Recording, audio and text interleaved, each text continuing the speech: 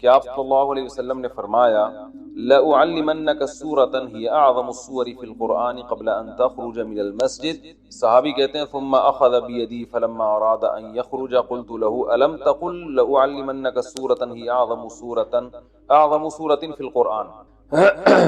صحابی رسول کہتے ہیں نبی صلی اللہ علیہ وسلم نے فرمایا کہ مسجد میں نکلنے سے پہلے میں تمہیں ایک ایسی صورت بتاؤں گا جو قرآن مجید میں سب سے افضل صورت ہے، سب سے عظیم صورت. جب نکلنے لگے تو صحابی فرماتے ہیں میں نے یاد دلایا تو آپ صلی اللہ علیہ وسلم نے فرمایا سب سے عظیم صورت ہے الحمدللہ رب العالمین، اور آگے پورے فاتحہ.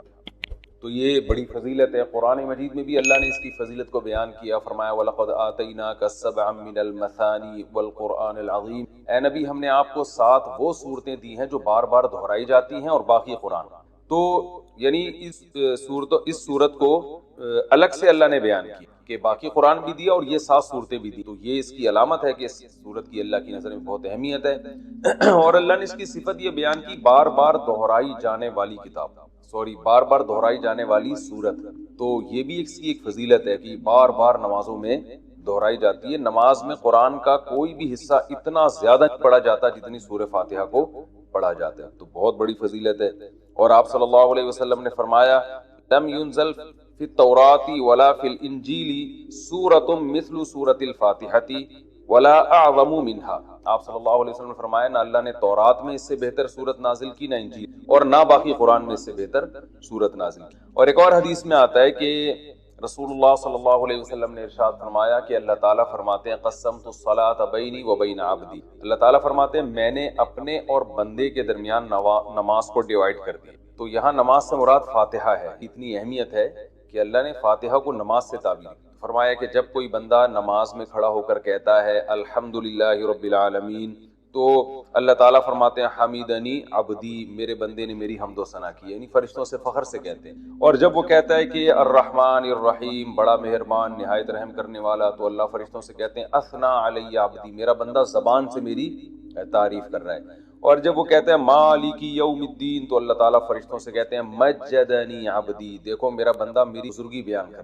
اور جب انسان، یہ تو وہ ہے جو اللہ یعنی اللہ کا حصہ ہے، یعنی حدیث میں آتا ہے نا میں نے نماز کو اپنے اور بندے کے درمیان ڈیوائیڈ کیا، تو کچھ حصہ میرا ہے اور کچھ بندے کا ہے. تو یہ والا تو میرا ہو گیا، یہ میری تعریفیں کر رہا ہے یہ.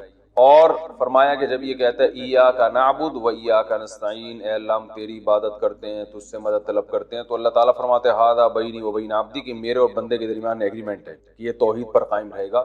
اور اب اس نے جب ایگریمنٹ کر لیا اور میری تعریفیں بھی کر دی تو اب ولی عبدی ما سأل، اس کا حصہ کیا ہے کہ اب جو یہ مانگے گا اس کو ملے گا. تو اب یہ مانگے گا کیا، اللہ تعالیٰ ہم پہ چھوڑ دیتے، ہم الٹی سیدھی مانگنا شروع کر دیتے. تو اس لیے اللہ نے فرمایا کہ بڑی چیز مانگو خود، کیونکہ اللہ کی رحمت جوش میں ہے اور اللہ کو پتہ ہے کہ میں دعا قبول کروں گا. اس لیے اللہ نے اچھی دعا مانگنے کا ہمیں حکم دیا جو اہم تھی. حکم کیا دیا اہدنا الصراط المستقیم، کہ اللہ تو ہمیں سیدھے راستے پر چلا، صراط الذین انعمت علیہم غیر المغضوب علیہم ولا الضالین. تو یہ اس طرح سے اللہ تعالیٰ نے فاتحہ کو 2 حصوں میں ڈیوائیڈ کی حدیث کے مطابق.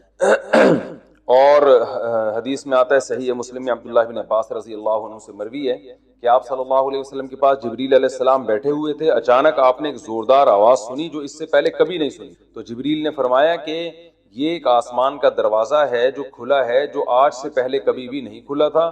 اس سے ایک فرشتہ نازل ہوا ہے، اور فرشتے نے نازل ہو کر پھر نبی صلی اللہ علیہ وسلم کو خوشخبری سنائی اور فرمایا ابشر بنورین اوتیتہما لم یؤتہما نبی قبلک فاتحۃ الکتاب و خواتیم سورۃ البقرہ.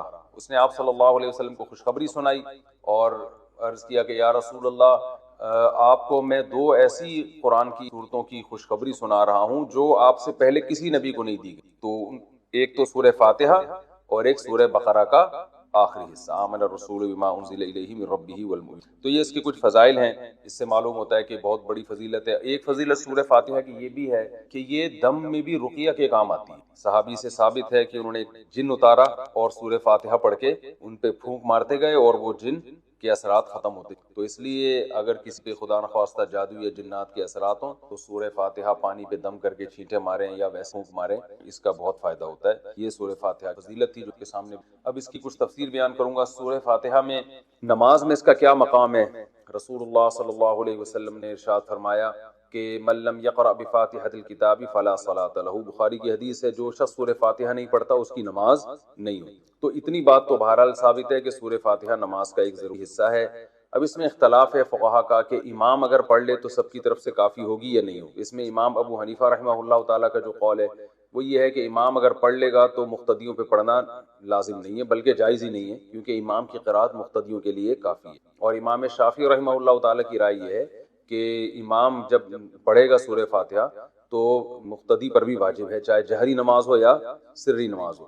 اور بعض ائمہ کے نزدیک سری نماز میں تو امام پڑھے گا، جہری میں نہیں پڑھے گا۔ تو سب کے اپنے دلائل ہیں۔ امام شافعی رحمہ اللہ تعالیٰ کی دلیل ہے یہ کہ جو شخص فاتحہ نہیں پڑھتا اس کی نماز نہیں ہوتی۔ وہ کہتے ہیں اس میں تو یہ نہیں ہے کہ امام اور مقتدی کا فرق نہیں کیا گیا، لہذا سب کے بارے میں ہے۔ اور یہ جو آیت ہے قرآن مجید کی اذا قرئ القرآن فاستمعوا لہ، جب قرآن کی تلاوت کی جائے تو خاموشی سے سنو، تو وہ کہتے ہیں یہ جو ہے یہ جمعے کے خطبے کے بارے میں ہے، یہ اس کے بارے میں نہیں ہے نماز کے بارے میں، کیونکہ اس کے بارے میں تو صحیح حدیث میں آتا ہے کہ جو ہے وہ جب قرات کی جائے تو خاموشی سے، یعنی حدیث میں آتا ہے کہ جو فاتحہ نہیں پڑھتا اس کی نماز نہیں۔ اور بعض ائمہ اس طرف گئے ہیں کہ سری نمازوں میں تو پڑھی جائے گی، جہری میں نہیں۔ جہری میں کیوں نہیں پڑھی جائے گی؟ وہ کہتے ہیں قرآن کی آیت ہے جب قرآن پڑھا جائے تو خاموشی سے سنو، اور سری میں اس لیے پڑھی جائے گی کہ یہاں قرآن زور سے پڑھا ہی نہیں جا رہا، تو خاموشی سے سننے کے بھی ہمیں حکم نہیں ہے، لہذا ہم ایسے چاہیں یعنی ہم جو ہے وہ اسی حدیث پر عمل کریں گے جس میں آتا ہے جو فاتحہ نہیں پڑھتا اس کی نماز نہیں۔ اور ایک حدیث میں یہ بھی ہے کہ صحابی نے پوچھا یا رسول اللہ ہم امام کے پیچھے ہوتے ہیں، تو آپ نے فرمایا اقرأ فی نفسک، کہ اس کو دل میں پڑھو فاتحہ کو، اگر امام کے پیچھے بھی ہو۔ تو اس بیس پر بھی امام شافعی نے استدلال کیا کہ امام کے پیچھے بھی ہوں تو آپ کو فاتحہ پڑھنی چاہیے۔ جو امام حنیفہ کے دلائل ہیں وہ دوسری طرف ہیں، وہ پہلے تو قرآن کی آیت پیش کرتے ہیں کہ قرآن میں آتا ہے اذا قرئ القرآن فاستمعوا لہ وانصتوا، جب قرآن کی تلاوت کی جائے تو خاموش اور حال واجب ہے۔ تو سری نمازوں کے بارے میں امام حنیفہ کی جو حدیث بہقی کی حدیث ہے من کان لہ امام فقراءۃ الامام لہ قراءۃ، حدیث میں آتا ہے جس شخص کا کوئی امام ہو تو امام کی قرات مقتدی کے لیے کافی ہے۔ اور ناصر الالبانی جو ہے نا علماء معاصرین میں سے، انہوں نے اس حدیث قرار دی۔ تو دونوں طرف دلائل ہیں، اور یہ جو دلیل ہے کہ جو فاتحہ نہیں پڑھتا اس کی نماز نہیں ہوتی، تو صحیح مسلم کی حدیث میں آتا ہے کہ جو فاتحہ نہیں پڑھتا من لم یقرأ بفاتحۃ الکتاب فصاعدا، جو فاتحہ نہیں پڑھتا اور پلس سورت نہیں ملاتا اس کی نماز نہیں ہوتی۔ تو ہم کہتے ہیں پوری حدیث تو یوں کہ فاتحہ اور پلس سورت، تو جیسے سورت کے بارے میں آپ کہتے ہیں کہ جو امام کے پیچھے کھڑا ہے وہ سورت نہیں پڑھے گا، امام کی سورت اس کے لیے کافی ہو گئی، تو ایسے ہی فاتحہ کے بارے میں بھی ہے۔ رہا یہ مسئلہ کہ جو حدیث میں آتا ہے کہ جو فاتحہ نہیں پڑھتا نماز نہیں ہوتی، تو اس سے مراد ہے حقیقتاً بھی نہ پڑھے حکماً بھی نہ پڑھے۔ امام نے جب فاتحہ پڑھ لیا تو مقتدی پڑھنے والے ہی کہلائیں گے، کیونکہ حدیث میں خود آ گیا کہ جس کا امام ہے تو امام کی قرات مقتدی کے لیے کافی ہے، تو اس کا مطلب امام نے جب قرات کر لی مقتدی کی طرف سے وہ ہو گئی ہے، وہ مقتدی کو یوں ہی سمجھا جائے گا کہ وہ قرات کرنے والا ہے۔ تو یہ دلائل ہیں، دونوں طرف ہیں، اختلافی مسئلہ ہے، اس لیے جس بھی مجتہد کو فالو کریں، لیکن ایک کو فالو کریں، ایک فقہ کو فالو کرنا چاہیے۔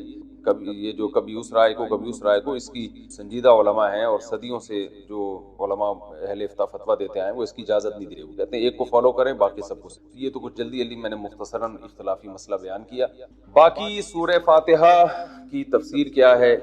یہ قرآن مجید کی وہ سورت ہے جو سب سے پہلے جس کو رکھا گیا، نازل تو پہلے نہیں ہوئی ہے لیکن رکھا سب سے پہلے گیا۔ اس کی وجہ یہ ہے کہ ہم جب بھی قرآن کی ابتدا کریں تو سورہ فاتحہ سے کریں۔ فاتحہ کا معنی ویسے بھی کھول دینے والا، کھول دینے والی، یہاں سے گویا ابتدا ہو رہی ہے، قرآن کھل رہا ہے یہاں سے۔ تو اس صورت میں اللہ تعالیٰ نے اس کو تمہید بنایا ہے، جیسے ہر کتاب سے پہلے کچھ ایک تمہید ہوتی ہے نا، انٹروڈکشن ہوتا ہے، تو گویا یہ ایک قسم کی تمہید۔ تو اللہ نے اس میں سب سے پہلے اپنا تعارف کروایا کہ الحمد للہ رب العالمین، تمام تعریفیں اللہ کے لیے ہیں جو تمام جہانوں کا پالنے والا۔ یہ جو للہ میں لام ہے نا، اس کو تخصیص والا لام بھی کہتے ہیں۔ گاڑی اردو ہے، سمجھ میں نہ آئے تو کوئی ایسی بات نہیں، یوں سمجھ لیں کہ اسلام کا مطلب ہے تمام تعریفیں صرف اللہ کے لیے۔ یہ صرف بھی یہاں لگا ہوا ہے، یعنی جتنی بھی تعریفیں ہیں، سخاوت ہے، جود و سخا ہے، بہادری ہے،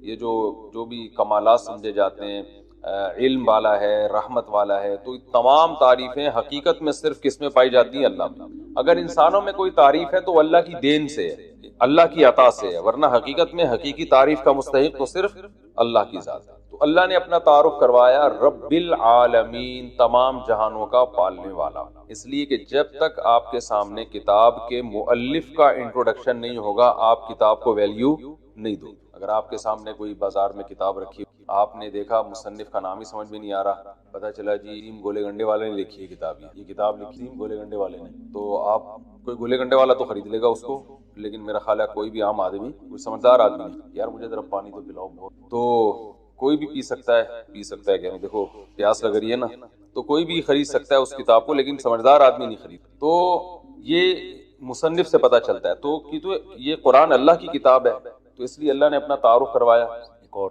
تو اللہ نے تعارف کروایا، یہ اس ذات کی کتاب ہے، الحمدللہ، تمام تعریفیں اللہ کے لیے ہیں، اور یہ جو جتنے بھی جہان ہے نا دنیا میں، کائنات ہے، ان سب کو نہ صرف بنانے والا ہے بلکہ پالنے والا ہے، سب کو چلا رہا ہے۔ جیسے میں نے مثال دی تھی نا، رب کہتے ہیں پالنے والے کو، تو باقاعدہ سب کی تربیت کر رہا ہے، سب کو کھلا رہا ہے، سب کو ایک نظام کے تحت چلا رہا ہے، تبھی پوری کائنات لاکھوں کروڑوں سالوں سے بچی ہوئی ہے۔ جزاک اللہ۔ تو پالن ہار، پالنے والا، تبھی قرآن میں دوسرے مقام پر آتا ہے یمسک السماوات والارض ان تزولا، کہ اللہ نے زمین اور آسمان کو تھاما ہوا ہے اللہ تعالیٰ، وَلَئِن زَالَتَا، اگر اللہ ان کو نہ تھامے نا اور یہ اپنی جگہ سے زائل ہو جائیں تو اللہ کے علاوہ کوئی دوبارہ ان کو اسی ٹریک پہ نہیں لا سکتا۔ یہ نظام عالم بننے میں بھی اللہ کا محتاج ہے اور برقرار رہنے میں بھی اللہ کا محتاج ہے، تو اتنی بڑی ذات ہے جس کی کتاب ہے آگے جو تم پڑھو گے۔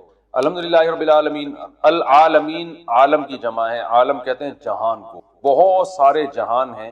اب اس میں علماء کی مختلف آراء ہیں، بھئی جہان اس اعتبار سے بھی ہیں کہ زمین ایک الگ دنیا ہے، آسمانوں کی ایک الگ دنیا ہے، پھر آسمان 7 ہیں، ہر 7 آسمان کی ایک الگ دنیا ہے، تو اس لحاظ سے اللہ نے بہت سارے جہان بتائے۔ اور بعض علماء کہتے ہیں اس لحاظ سے بہت سارے جہان ہیں کہ ایک جہان یہ دنیا کا ہے، ایک قبر کا ہوگا اور ایک آخرت کا ہوگا، یہ بھی تو الگ الگ جہاں ہے نا، ہم تو شفٹ ہوتے ہیں، ہماری روح یہاں سے مادی زندگی سے برزخ میں جائے گی، برزخ سے پھر آگے دوبارہ حشر میں، پھر جنت ہے یا جہنم ہے، تو یہ سارے مختلف جہاں ہیں۔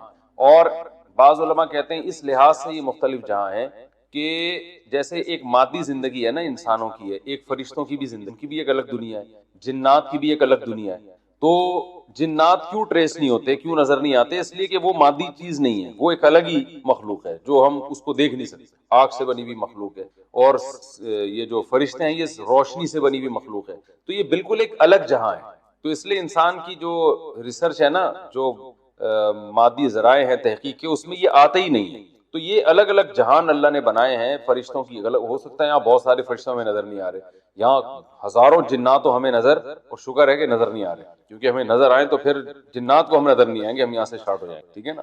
تو ہوتے ہیں جنات بھی گھوم رہے ہوتے ہیں دائیں بائیں، اور مجھے تو کئی دفعہ آپ کے بارے میں وہم ہوا، خیر اچھا، تو یہ بھی ایک الگ جہان ہے جنات کا۔ تو ایسے یعنی جس لحاظ سے بھی جتنے بھی جہان ہیں سب کو اکیلا پالنے والا کون ہے؟ اللہ ہے۔ تو اللہ بتا رہے ہیں یہ تو ایک جہاں نہیں، اور بھی بہت سارے جہاں ہیں، ایک الگ دنیا ہے، کہکشاؤں کی ایک الگ دنیا ہے۔ تو رب العالمین الرحمن الرحیم، تو ابھی اللہ کا انٹروڈکشن چل رہا ہے، تو اللہ نے فرمایا کہ اس کی بہت ساری صفات ہیں، لیکن اس کی جو سب سے اہم ترین صفت ہے، بڑا مہربان اور نہایت رحم کرنے والا، اس کی وہ جس کو میں نے الرحمن رحیم کے لفظ میں بہت ڈیٹیل سے میں بیان کر چکا ہوں کہ اللہ کی رحمت اللہ کے غصے پر غالب ہے، اور اللہ اصل میں تو رحم ہی کرتا ہے، سزا جب دیتا ہے کہ جب کوئی اس کی نافرمانی کرے، اور اس میں بھی بہت سارے آپشن اس نے معافی کے رکھے ہوئے۔ تو ایک بادشاہ ہوتا ہے نا، کچھ ظالم ہوتے ہیں، کچھ رحم دل ہوتے ہیں، تو رحم دل معاف زیادہ کرتے ہیں اور اپنے رعایا کو نوازتے زیادہ ہیں اور سزا کم دیتے ہیں، لیکن ظالم جو ہیں وہ لوگ ان سے ڈرتے رہتے ہیں۔ تو اللہ تعالیٰ جو ہے رحم دل ذات ہے، لہذا وہ اپنے بندوں پر عطائیں زیادہ کرتا ہے اور ان کو سزا بھی دیتا ہے، مگر اتنی نہیں جتنی وہ مستحق ہیں، بہت سے گناہ معاف ہو جاتے ہیں۔ اور الرحمن الرحیم آگے فرمایا کہ مالک یوم الدین، روز جزا کا مالک۔ دیکھیں مالک تو اللہ اس جہاں کا بھی ہے، اس جہاں کا بھی ہے، لیکن روز جزا کا مالک اس لیے اللہ نے بیان کیا کہ اس دنیا میں عارضی طور پر انسانوں کی بھی حکومت ہوتی ہے، لہذا انسان ایک دوسرے پہ ظلم کرتے ہیں، اور اللہ یہ ظلم ہونے دیتا ہے، کیونکہ اللہ نے اختیارات دے دیے ہیں کہ تم چاہو تو سیدھے راستے پہ چلو، تم چاہو تو غلط راستے پہ چلو، اس قسم کے اختیارات اللہ نے ہمیں دے دی۔ تو آخرت میں یہ اختیارات نہیں ہوں گے، اور آخرت میں ملکیت صرف اور صرف اللہ کی ہوگی۔ تو لہذا جو عقل مند لوگ ہیں وہ آخرت کو سامنے رکھ کر زندگی گزارتے ہیں، وہ کہتے ہیں اگر آج ہم نے اپنے اختیارات کا غلط اور ناجائز فائدہ اٹھایا تو کل ہمیں یہ بھگتنا پڑے گا، کیونکہ یہ اختیار ہم سے سلب ہو جائے گا، ہم سے چھین لیا جائے گا۔ تو اس لیے اللہ نے بتایا کہ مسلمان کا عقیدہ کیا ہے کہ اللہ دنیا کا بھی مالک ہے اور آخرت کا تو تن تنہا مالک ہوگا، اس میں تو عارضی طور پر بھی لوگوں کو اختیارات نہیں. تو یہ آخرت کا عقیدہ بہت ضروری ہے، اس کے بغیر اسلام پہ نہ کوئی چل سکتا ہے نہ مسلمان کہلا سکتا ہے. تو مالک یوم الدین کے بعد اللہ نے ہم سے ایگریمنٹ کروایا ایاک نعبد و ایاک نستعین، کیونکہ آگے اسلام پر چلنا اسی پر موقوف ہے. جب تک آپ ایک اللہ کی عبادت کے قائل نہیں ہیں، اسلام کہتا ہے آپ کی کوئی نیکی قبول ہے ہی نہیں. تو ہم سے یہ ایگریمنٹ کروایا گیا ایاک نعبد، اے اللہ ہم تیری عبادت کرتے ہیں، و ایاک نستعین، اور صرف تجھی سے مدد طلب کرتے ہیں. عبادت کو سمجھنے کی بہت شدید ضرورت ہے. عبادت کہتے کس؟ دیکھیں ہر چیز کے نا ایک لغوی معنی ہوا کرتے ہیں ڈکشنری میں، اور ایک ٹرم ہوتی ہے اصطلاح. تو عبادت قرآن و حدیث میں کبھی تو ایک جو ڈکشنری میں جو معنی ہوتے ہیں نا اس کے معنی میں استعمال ہوا، کبھی ایک اصطلاحی معنی میں. اصطلاح اور لغت میں کیا فرق ہے میں آسان زبان میں سمجھاتا ہوں. جیسے ہم کہتے ہیں کہ بھائی عربی میں لفظ ہے صلوات یا صلات. صلات عربی میں اصل میں دعا کو کہتے ہیں صلات. جیسے بلکہ اور آسان پرے عربی میں انگلش میں کسے کہتے ہیں؟ دعا کو. لیکن پرے نماز کو بھی کہتے ہیں نا، از گوئنگ ٹو پرفارم پرے کہتے ہیں نا. تو اب پرے کا لفظ اصل میں تھا انگلش میں دعا کے لیے، لیکن نماز میں بھی چونکہ دعا وغیرہ مانگی جاتی ہے تو نماز پہ بھی پرے کا اطلاق ہوتا ہے. تو اب پرے کا جو لفظ ہے ہم یہ کہیں گے کہ یہ ڈکشنری میں اس کے معنی نماز نہیں ہے، اس کے اصل معنی ہے دعا. لیکن یہ ایک ٹرم ہے جو ایک مخصوص عبادت ہے، اس کو بھی پرے کہا جاتا ہے. مخصوص عبادت ہے نا جو نماز کی شکل میں ہوتی ہے، اس کو بھی ہم کیا کہتے ہیں؟ پرے کہتے ہیں. عربی میں صلات، صلات کا عربی میں دو معنی آتے ہیں. میں صرف ایک ہی معنی اس وقت بتاؤں گا جو لغوی معنی ہے دعا. جیسے ہم کہتے ہیں نا صلو علی الحبیب، کیا مطلب؟ نبی کے لیے رحمت کی دعا کرو. صلاۃ والسلام جو ہے نا رحمت کی دعا کو کہا جاتا ہے. ان اللہ وملائکتہ یصلون علی النبی، اللہ اس کے فرشتے نبی پر، اللہ تو رحمت بھیجتا ہے اور فرشتے نبی پر رحمت کی دعا کرتے ہیں. تو یصلو صلات کس کے معنی میں آتا ہے؟ اصل میں دعا کے معنی. تو لیکن صلات کیونکہ ہم جب مخصوص عبادت کرتے ہیں تو اس کو بھی صلات کہتے ہیں. حی علی الصلاۃ ہے نا، آؤ نماز کی طرف. اب حی علی الصلاۃ میں کوئی بندہ گیا دعا مانگ کے واپس آ جائے اور کہ مؤذن صاحب نے تو کہا تھا دعا کی طرف آؤ، تو میں تو دعا کر کے چلا گیا، تو ہم کہیں گے بھائی یہاں صلات سے مراد یہ لغوی معنی نہیں ہے، بلکہ صلات ایک ٹرم ہے، ایک مخصوص عبادت، قیام رکوع سجدے والی عبادت کو صلات کہا جاتا ہے. تو ہر چیز کے ایک لغوی مطلب ہوتا ہے اور ایک اصطلاحی مطلب ہوتا ہے. تو جو زبان میں ماہر نہیں ہوتے وہ لغوی اور اصطلاحی معنی کو گڑبڑ کر دیتے ہیں. قرآن میں کہیں یہ لفظ اصطلاحی معنی میں استعمال ہوگا، کہیں لغوی معنی میں. جیسے اسلام، اسلام کا جو لغوی مطلب ہے اپنے آپ کو سپرد کر دینا، لیکن اسلام ٹرم میں کسے کہتے ہیں؟ ایک مخصوص مذہب کو کہتے ہیں. ایک مخصوص مذہب کو کیا کہا جاتا ہے؟ اسلام. مسلم کا لغوی مطلب کیا ہے؟ مسلمن، سپرد کرنے والا، جو اپنے آپ کو کیا کر دے؟ سپرد کر دے. لیکن ایک ٹرم ہے اصطلاح میں مسلم کسے کہتے ہیں؟ جو مسلم ہوتے ہیں. اب قرآن میں بھی یہ اسلام کا لفظ کہیں ایک ٹرم کے طور پہ استعمال ہوا، کہیں لغوی معنی میں، تو وہاں بھی لوگ گڑبڑ کر دیتے ہیں. جیسے قرآن میں ایک جگہ آتا ہے سورہ حجرات کے ذکر میں آتے ہیں قالت الاعراب آمنا قل لم تؤمنوا ولکن قولوا اسلمنا، کہ دیہاتی لوگ جو ہے نا وہ منافق تھے، وہ کہتے تھے کہ ہم ایمان لے آئے. قل لم تؤمنوا ولکن قولوا اسلمنا، اے نبی آپ ان سے کہہ دیں کہ تم ایمان نہیں لائے، تم یوں کہو کہ ہم اسلام لائے. تو اب یہاں اسلام بھی نہیں لائے تھے نا اصل میں، تو یہاں اسلام کا معنی لغوی ہے، اصطلاحی اسلام نہیں ہے. یعنی یوں کہہ دو کہ ہم نے اپنے آپ کو سپرد کر دیا، یعنی وقتی ظاہری طور پر ہم نے اپنے آپ کو تسلیم کر دیا، آپ کی اطاعت کر رہے ہیں، ورنہ حقیقت میں اندر سے کچھ بھی نہیں ہے. تو ایک ہوتا ہے ظاہری طور پر اپنے آپ کو یعنی کسی کے حوالے کر دینا، بھائی جیسے کہو گے ہم ویسے کہیں گے، دل میں تو ایمان ہے ہی نہیں. تو یہ اصطلاح نہیں ہے، یہ لغوی معنی ہے. تو لیکن ویسے اسلام کا کیا ہے؟ قرآن میں آتا ہے وَمَن يَبْتَغِي غَيْرَ الْإِسْلَامِ دِينًا فَلَن يُقْبَلَ مِنْهُ، جو اسلام کے علاوہ کسی اور دین کو فالو کرے گا وہ ہرگز قبول نہیں ہوگا. ایک طرف اللہ کہہ رہے ہیں تم یہ ہم اسلام لائے، تم ایمان تو لائے نہیں ہو، دوسری طرف اللہ کہہ رہے ہیں اسلام کے علاوہ کوئی دین قبول ہی نہیں ہے. تو پتہ چلا وہاں اسلام اور ایمان کا ایک مطلب ہے، یہاں اسلام اور ایمان کے الگ الگ مطلب ہیں. تو یہاں الگ الگ اس لیے کہ یہاں اسلام سے مراد، ایک آیت میں اسلام سے مراد ہے لغوی اسلام، صرف ظاہری طور پر اپنے آپ کو سپرد کر دینا، اور ایک جگہ اسلام کے ٹرم ہے جو ایک مذہب پہ جس کا اطلاق ہوتا ہے. تو یہ لغوی اور اصطلاحی معنی میں فرق نہ ہونے کی وجہ سے نا بہت لوگ قرآن میں بھی کنفیوز ہوتے ہیں، اور کہاں کی، اور یہ آج کل جو تحریفیں ہو رہی ہیں نا قرآن کی آیتوں میں وہ اسی طرح سے ہو رہی ہیں کہ ایک لغت کا معنی تھا کچھ اور اصطلاح میں کچھ اور، تو وہ اصطلاحی معنی ادھر لگا دیا، وہ والا ادھر، تو ایسے گڑبڑ کر دیا. تو ایسے ہی خوب اچھی طرح سمجھ لیں کہ عبادت کے بھی ایک لغوی معنی ہے اور ایک اصطلاحی معنی. اور قرآن و سنت میں کہیں عبادت لغوی معنی میں استعمال ہوا یہ لفظ، کہیں اصطلاحی معنی. تو عبادت لغت میں کہتے ہیں غلامی.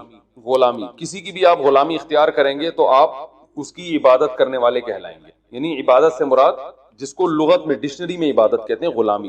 تبھی عربی میں عبد کہتے ہیں غلام کو. آتا نا بنی عبد فلان، فلاں کا غلام تھا، پہلے غلام ہوا کرتے تھے تو عبد کہتے تھے غلام کو.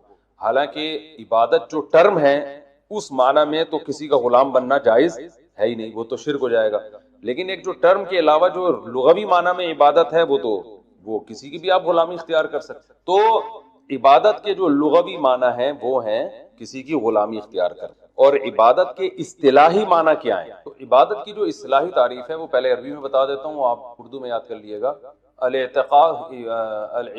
العبادت عبارت عن الاعتقاد بأن للمعبود سلطة غیبیة یقدر بها على النفع والضرر بدون سبب فكل دعاء وثناء وتعظیم ينشأ من هذا الاعتقاد فهي عبادہ.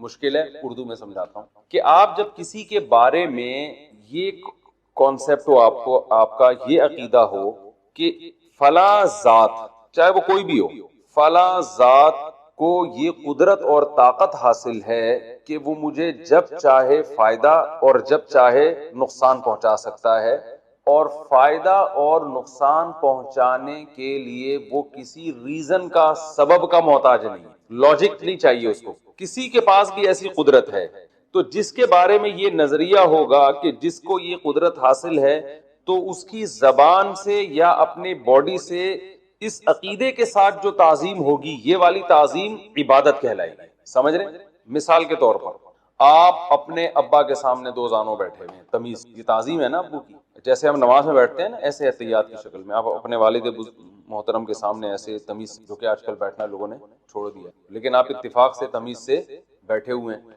اور آپ کا اپنے ابا کے بارے میں یہ خیال نہیں ہے کہ یہ جب چاہیں جیسے چاہیں مجھے فائدہ یا نقصان پہنچا سکتے ہیں، ظاہر ہے نہیں ہوتا. تو یہ تعظیم عبادت نہیں کہلائی، وہ جو اصطلاحی عبادت ہے جس کی وجہ سے شرک اور کفر کے فتوے لگتے ہیں. لیکن یہی ہم جب نماز میں اللہ کے سامنے ایسے ہی احتیاط میں ادب سے بیٹھتے ہیں تو یہی ہمارا عمل کیا کہلاتا ہے؟ عبادت. کہ ہم اللہ کی کیا کر رہے ہیں؟ عبادت. پھر جب زبان سے بھی ہم تعظیم کرتے ہیں، ہم زبان سے کہتے ہیں، جب دو زانوں بیٹھ کے ہم کیا کہتے ہیں؟ التحیات للہ والصلوات والطیبات کہتے ہیں نا. اب یہ زبان سے اللہ کی جو ہم تعریفیں کر رہے ہیں، یہی تعریفیں اگر ہم ابا کی زبان سے کرنا شروع کر دیں، ابا آپ بہت زبردست ہیں، ابا آپ بہت پیارے ہیں، ابا آپ نے بہت خدمت کی ہے، یعنی ہم لوگوں کا بڑا خیال رکھا ہے، تو یہ بھی تو تعریف ہے نا. لیکن یہ تعریف عبادت نہیں کہلائے گی. اس لیے نہیں کہلائے گی کہ یہ اس جذبے کے ساتھ نہیں ہے، اس میں اس طرح کی تعظیم نہیں ہے کہ آپ یہ سمجھ رہے ہو کہ یہ مجھے نفع اور نقصان پر قدرت سبب کے بغیر بھی رکھتے ہیں. یعنی نفع اور نقصان پر قدرت تو رکھتے ہیں لیکن اتنی قدرت جتنی اسباب کے تحت ہے، کچھ کرنے میں کچھ کسی سبب کے محتاج ہیں. اب ہندو جب بدھ کے سامنے جھکتا ہے نا تو وہ یہ سوچ کے جھکتا ہے، چاہے وہ تھوڑی سی گردن بھی جھکائے، اس کا یہ خیال ہوتا ہے کہ یہ بت میرا فلاں کام بنا دے گا، حالانکہ کام بنانے کے اسباب اختیار نہیں کرے گا. اس کو خدا نے، بھگوان نے کچھ ایسی طاقتیں دی ہیں کہ یہ اب ان طاقتوں کے ہوتے ہوئے کسی سبب کا محتاج نہیں، یہ اولاد دے دے گا یا میری روزی بڑھا دے گا. حالانکہ جب آپ جو ہے وہ کسی سے کچھ مانگتے ہو تو وہ چل کے جائے، پولیس والوں سے بات کرے، پھر ان کو سمجھائے کہ بھائی اس کا جو ہے وہ اس کے قیدی جیل میں ان کو چھوڑ دو، یا اس کا کاروبار نہیں چل رہا تو اس کو حکومت سے کہ اس کا ٹیکس کم کر دو. کوئی بھی اسباب ہم اختیار کرتے ہیں نا، جب انسان سے مدد مانگتے ہیں، ڈاکٹر سے کوئی شادی شدہ جوڑا جا کے کہتے ہیں اولاد نہیں ہو رہی تو دوائیں دے گا وہ. لیکن بدھ کے پاس جب آپ جاتے ہیں، پتھر کے بنے ہوئے بدھ کے پاس، اس سے اولاد مانگتے ہیں، تو آپ کا یہ نظریہ ہوتا ہے کہ آپ یہ سمجھتے ہیں کہ یہ کچھ کرنے میں کسی سبب کا محتاج نہیں. تو اس جذبے سے جب کسی کو پکارا جائے، کلو دعاء و ثناء، اس جذبے سے جب کسی کو مدد کے لیے پکاریں گے آپ تو یہ مدد کے لیے پکارنا بھی عبادت. اس جذبے کے ساتھ جب آپ کسی زبان سے تعریف کریں گے، ثنا، تو یہ ثنا بھی عبادت کہلائے گی. اور اس جذبے کے ساتھ اب آپ کسی بھی طرح سے جب کسی کی تعظیم کریں گے، اس کو رسپیکٹ دیں گے، تو یہ رسپیکٹ دینا عبادت کہلائے گا. اسلام میں یہ عمل اللہ کے علاوہ کسی اور کے ساتھ جائز نہیں. سمجھ میں آ رہی ہے بات؟ تو یہ اصطلاح میں عبادت کا یہ مفہوم ہے. اب دیکھو، اگر کوئی رسول اللہ صلی اللہ علیہ وسلم کو مدد کے لیے پکارتا ہے کہ یا رسول اللہ آپ میری مدد کریں، تو وہ نبی کو جو پکار رہا ہے وہ اس نیت کے ساتھ کہ نبی میری مدد کریں گے بغیر کسی سبب کے. ظاہر ہے قبر میں سے اٹھ کے آنا اور کسی کے کام بنانا یہ تو کوئی سائنٹیفک لاجک تو نہیں بنتی نا اس کی, تو اس لیے یہ پکار بھی عبادت ہے اور اس کی بھی شریعت میں اجازت نہیں ہے. کسی پیغمبر کو بھی نہیں آپ پکار سکتے اس طریقے سے, تو یہ بھی کفر کہلائے گا, یہ عمل بھی کیا کہلائے گا, شرک کہلائے گا. بعض لوگ یہ کہتے ہیں کہ اللہ نے نبی کو اختیارات دیے ہیں, نبی ان اختیارات سے یہ کام کریں گے. تو قرآن میں جگہ جگہ اس کی نفی ہے کہ اللہ نے کسی کو اس قسم کے اختیارات نہیں دی, کیونکہ جو مشرکین بتوں کو پکارتے تھے نا وہ یہ کہتے تھے کہ جو اوپر جو بھگوان ہے یا جو خدا ہے یا جو اللہ ہے اس نے ان بتوں کو اختیارات دیے ہوئے ہیں. تو قرآن نے یہی کہا ہے کہ تمہارے پاس کیا دلیل ہے کہ اللہ نے ان کو اختیارات دیے ہیں؟ تو پتھر کی بنی ہوئی چیزیں ان کو تو نہ چل سکتے ہیں نہ ہاتھ سے کچھ پکڑ سکتے ہیں, تو کچھ بھی نہیں, کسی کو اللہ نے نہیں دی. اللہ نے اسباب سے ہٹ کے کام کرنے کا اختیار اللہ نے سارا اپنے پاس رکھا ہے, اس میں کسی پیغمبر کو, کسی فرشتے کو, کسی انسان کو شریک کیا ہی نہیں, یہ سب کچھ اللہ کے ہاتھ ہے. تو اس لیے اصطلاح والی عبادت وہ اللہ کے علاوہ کسی اور کی جائز, ہاں ویسے ہم کہہ سکتے ہیں ہم نبی صلی اللہ علیہ وسلم کے غلام ہیں, اس لحاظ سے ہم سب عبد ہیں. اور عربی میں جو عورت ہوتی ہے وہ اس کو اماں کہتے ہیں. اماں کا مطلب جو باندھی ہو, جو عبد کا معنی غلام اور اماں کا معنی باندھی. تو یہ انسانوں کے بھی ہوتے ہیں, غلام تو کوئی بھی, ہم اپنے والدین کے غلام ہیں, کہتے ہیں نا ہم بھائی ہم جو ہے نا اپنے اساتذہ کے غلام ہیں, ہم بزرگوں کے غلام ہیں. تو یہ غلامی عبادت نہیں, کیونکہ اس میں جب آپ کسی کی تعظیم, اور یہ تعظیم عبادت, یہ تعظیم بھی عبادت نہیں. آپ کسی بزرگ کے سامنے سجدہ بھی کر لو اگر, تو اس عمل کو عبادت نہیں کہیں گے. ہاں گناہ ضرور کہیں گے کہ شریعت نے اتنی بڑی تعظیم سے منع کیا ہے. بھائی تعظیم کی بھی کچھ حدود ہے نا, تمیز سے بیٹھ گئے دو زانوں, چلو کبھی پاؤں چومنا بھی سمجھ میں آتا ہے, لیکن آپ اس کے سامنے سر رکھ کے سجدہ کرو تو یہ عمل شرک نہیں کہلائے گا, بلکہ یہ عمل ناجائز تعظیم. شرک اس لیے نہیں کہلائے گا کہ آپ کا یہ عقیدہ تھوڑی ہے کہ آپ کی بگڑی بنا سکتا ہے, تو آپ جب اس کی تعظیم کر رہے ہو تو یہ تعظیم عبادت نہیں کہلائے گی, بس تعظیم برائے تعظیم کہلائے گی. اور اگر حدود سے تجاوز ہے اس تعظیم میں تو گناہ کہیں گے, شرک نہیں, گناہ کہیں گے. اسی وجہ سے کہ شریعت میں کسی اور کے سامنے سجدہ کرنے کی اجازت نہیں ہے. تو اس لیے علماء کہتے ہیں سجدے کی دو قسمیں ہیں, ایک وہ سجدہ جس سے انسان کافر ہو جاتا ہے, اور ایک وہ سجدہ جس سے کافر تو نہیں بلکہ گناہگار ہوتا ہے. تو جیسے قبروں کو یا بزرگوں کو کوئی اگر سجدہ کرتا ہے تو اگر عبادت کی نیت سے کرے گا تو کافر ہو جائے گا, صرف تعظیم کی نیت سے کرے گا تو کافر نہیں ہوگا. تو وہ فرق کیا ہے عبادت کی نیت اور تعظیم میں؟ بھائی عبادت میں یہ جذبہ ہوتا ہے کہ یہ جو ہے نا میری بگڑی بنا سکتا ہے, یہ اس کو اختیارات حاصل ہیں, یہ مجھے روزی دے سکتا ہے, مجھے اولاد دے سکتا ہے.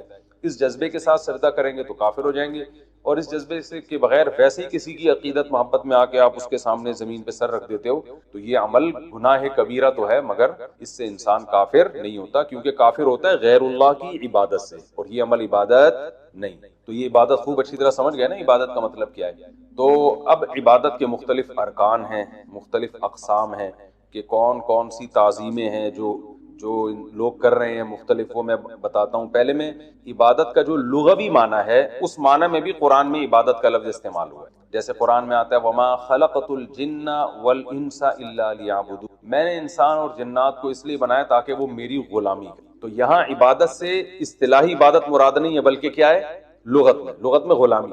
تو ہماری پیدائش کا بنیادی مقصد یہ تھا کہ جو اللہ کہے ہم اس پر عمل کریں, لہذا اللہ جب عبادت کا کہے گا تو ہم عبادت کریں گے, جب عبادت سے منع کرے گا تو ہم منع ہو جائیں گے.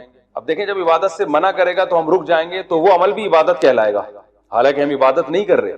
مثال کے طور پر اللہ نے سورج نکلتے ہوئے سجدہ کرنے سے منع کیا. سورج جب نکل رہا ہو تو ہم نماز نہیں پڑھ سکتے, تو نماز پڑھنے سے منع کیا نا.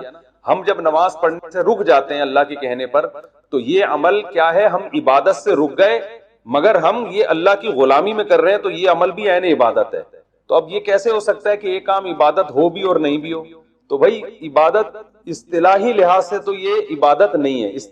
اصطلاح میں جس پہ عبادت کہتے ہیں نا وہ عمل نہیں کر رہے, لیکن لغت میں جس کو عبادت کہتے ہیں غلامی وہ کر رہے ہیں, کیونکہ ہم اللہ کی غلامی میں سجدے سے بچ رہے ہیں. نہیں آ رہی میرا خیال ہے بات آ رہی.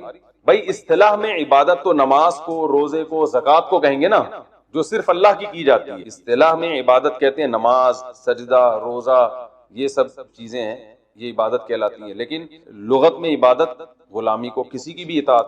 تو قرآن میں اللہ نے فرمایا کہ میں نے انسان اور جنات کو پیدا کیے میری عبادت کریں, کیا مطلب میری فرما برداری کریں. تو اس میں نماز بھی آتی ہے, ماں باپ کا کہنا ماننا بھی آتا ہے, اور جناب اس میں شادی بیاہ بھی آتا ہے، ٹھیک ہے نا، اس میں ولیمے کا کھانا بھی آ رہا ہے، اور اس میں اپنی صحت بنانا بھی آتا ہے، یہ بھی عبادت ہے بھائی، اللہ نے حکم دیا صحت بناؤ، تو اس میں حلال چیزیں کھانا بھی آتا ہے، اللہ نے کہا کہ حلال چیزیں کھاؤ، تو یہ سب چیزیں عبادت کے مفہوم میں داخل ہیں، وہ عبادت جس کو لغت میں عبادت کہتے ہیں، لیکن ٹرم جو عبادت کی ہے وہ صرف نماز، وہ کھانا کھانے کو عبادت نہیں کہیں گے، بلکہ والدین کی خدمت کرنے کو بھی آپ عبادت نہیں کہہ سکتے، کیونکہ وہ ایک ٹرم ہے نا، ٹرم کہ کسی کی تعظیم، وہ تو صرف اللہ کی تعظیم ہوگی نا اس جذبے کے ساتھ، تو وہ عبادت نماز ہے، روزہ ہے، زکوٰۃ ہے، حج ہے، تسبیحات ہیں، اعتکاف ہے، اور یہ جہاد بھی اس میں داخل نہیں۔ تو ہم نے پڑھا تھا صراط الذین انعمت، یہ انعمتا کا ورب کیا ہے؟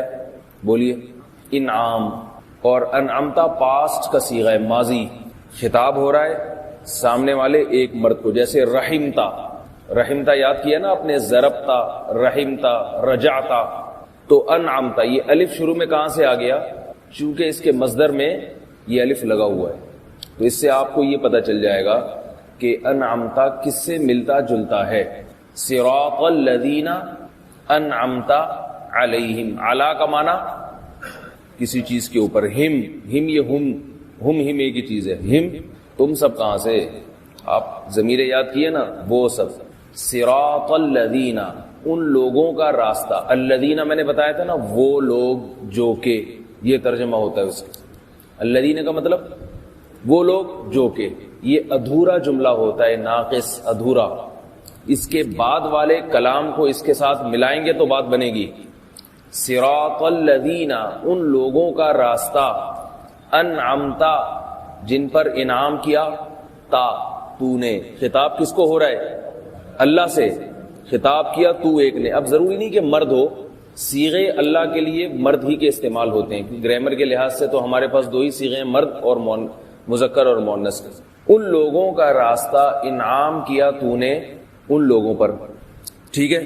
آج ہم پڑھیں گے غیر المغضوب علیہم ولا الضالین، یہ ہماری سورہ فاتحہ کمپلیٹ ہو جائے گی گرامر کے لحاظ سے، اور آپ کو پھر سورہ فاتحہ عربی ہی میں سمجھ میں آنی چاہیے۔ اس کے بعد جب آپ سورہ فاتحہ کہیں سنیں گے تو آپ کو کس میں سمجھ میں آنی چاہیے؟ آپ کو ترجمہ دیکھنے کی ضرورت نہیں ہونی چاہیے۔ غیر المغضوب علیہم، غیر کا لفظ اردو میں بہت استعمال ہوتا ہے، غیر کسے کہتے ہیں؟ غیر جو آپ کے علاوہ ہو، علاوہ کو کہتے ہیں غیر۔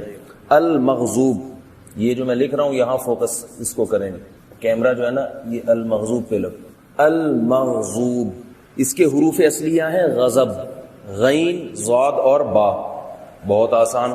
غضب اردو میں کسے کہتے ہیں؟ Angry, I am very angry نا، ایسے کہتے ہیں، بہت اینگری، اور بھوکے میں کیا فرق ہے؟ ہنگری، ہنگری بھوکے کہتے ہیں شاید، اینگری بہت غصے میں ہوں، غضب سے۔ اب بتائیے مغضوب، مغضوب اس سے ملتا جلتا ہم نے کون سا لفظ پڑھا ہے پہلے ہی دن کی کلاس میں؟ مرحوم، ویری گڈ۔ اب آپ لوگ کے ماشاءاللہ تھوڑے تھوڑے پر نکلنا شروع ہو گئے ہیں۔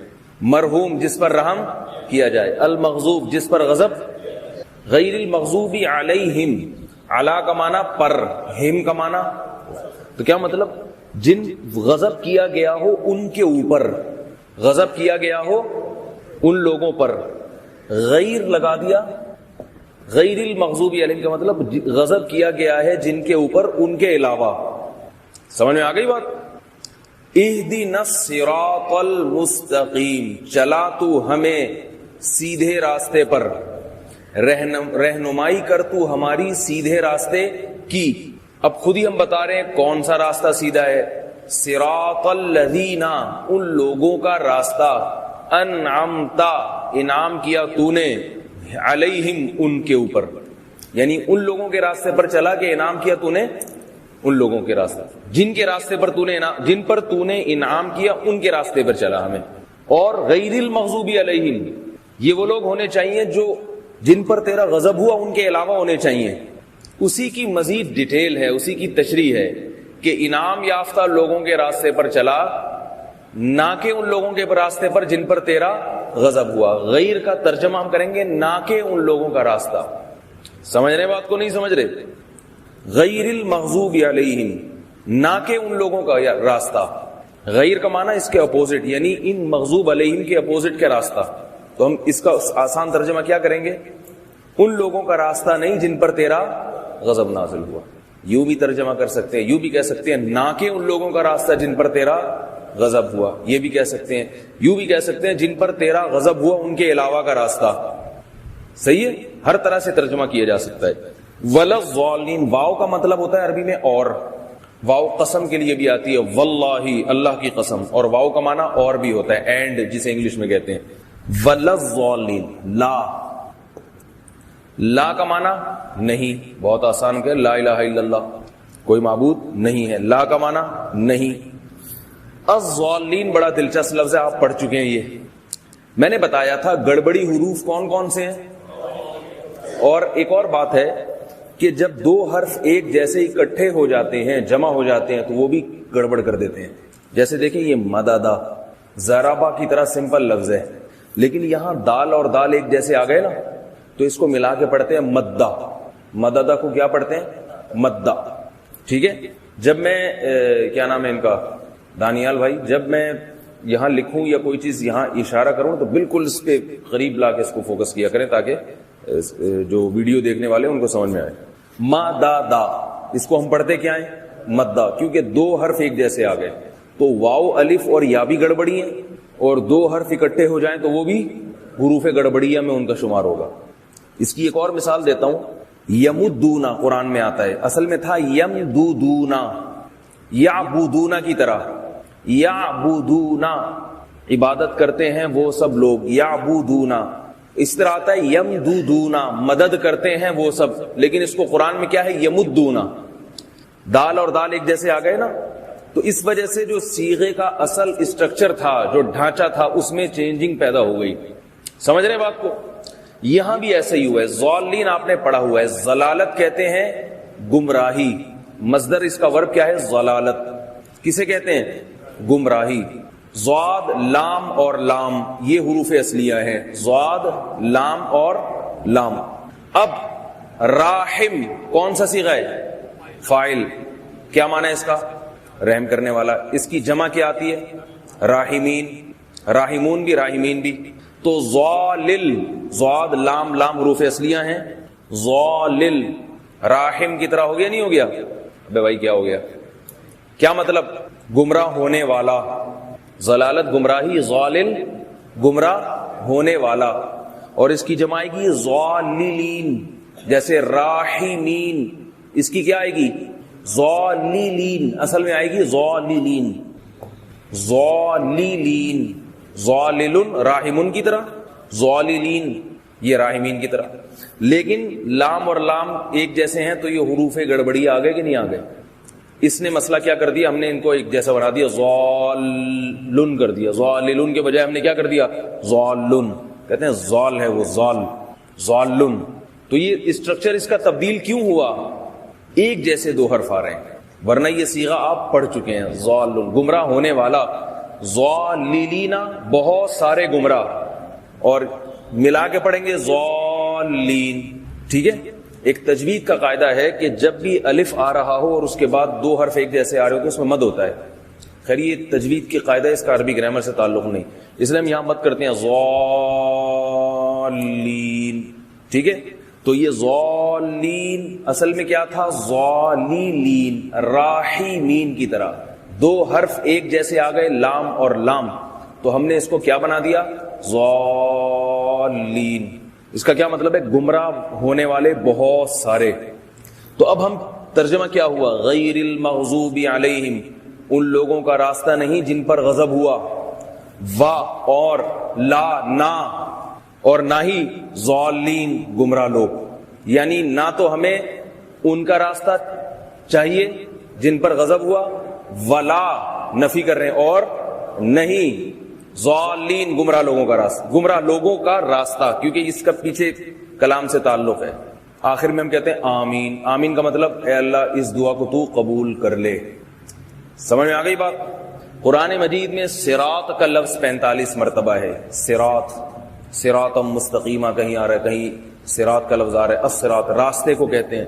المستقیم سیدھا, اسٹریٹ 37 مرتبہ آیا یہ لفظ.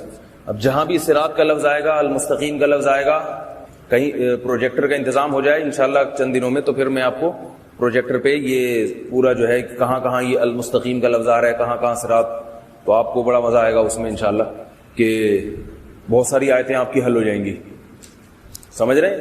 اور ضالین کا لفظ قرآن میں 14 مرتبہ ہے، کہیں تو ضال آیا ہے، وَوَجَدَكَ ضَالًّا فَهَدَىٰ ہے نا قرآن میں، واحد کا صیغہ آیا ہے سنگولر، اور کہیں پلورل آیا ہے، ضالون بھی آیا ہے، ضالین بھی آیا ہے، سب کا ایک ہی مطلب ہے، 14 مرتبہ آیا ہے۔ تو یہ سورہ فاتحہ ہماری گرامر کے لحاظ سے مکمل، میں اس کا صرف ایک دفعہ لفظ بلفظ ترجمہ کر دیتا ہوں، پھر ہم اس کی تفسیر کی طرف آئیں گے، ٹھیک ہے؟ آج ہم تفسیر بھی نمٹا لیں گے، اگلی کلاس جو ہماری کلاس نمبر 8 ہوگی اس میں ہم اس کے فضائل، شان نزول اور جو احادیث اور قرآن میں اس سورہ فاتحہ کی فضیلت اور فقہی احکام اس سے متعلق ہیں وہ انشاءاللہ ہم پڑھیں گے۔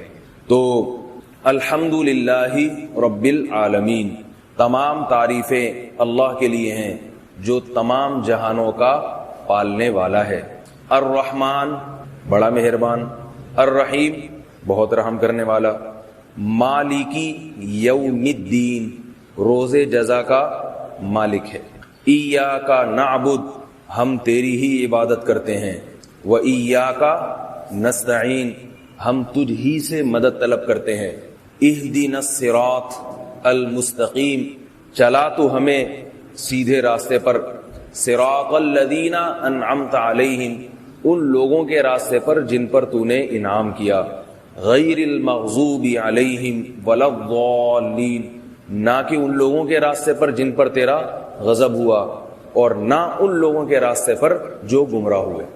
بڑی زبردست صورت ہے اور دل کو ہلا دینے والے اس کا مفہوم ہے۔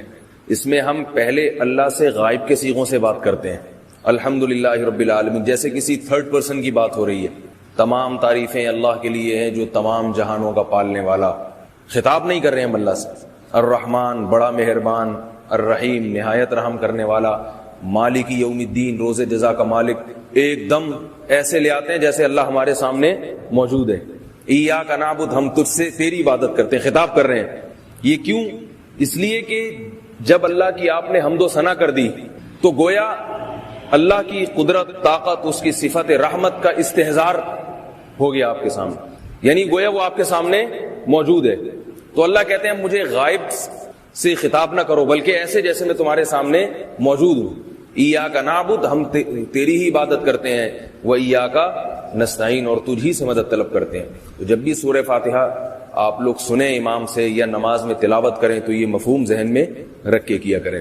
یہ تو اس کا لفظی ترجمہ تھا، اس کی موٹی موٹی تفسیر الحمدللہ رب العالمین الرحمن الرحیم مالک یوم الدین، اس کا ترجمے سے متعلق جو باتیں تھیں وہ تو ہو چکی ہیں، ایاک نعبد و ایاک نستعین، یہ بھی آپ کو بتایا کہ غیر اللہ سے مدد طلب کرنا کیا ہوتا ہے، کیسے ہوتا ہے، ساری تفصیل ہو چکی ہے۔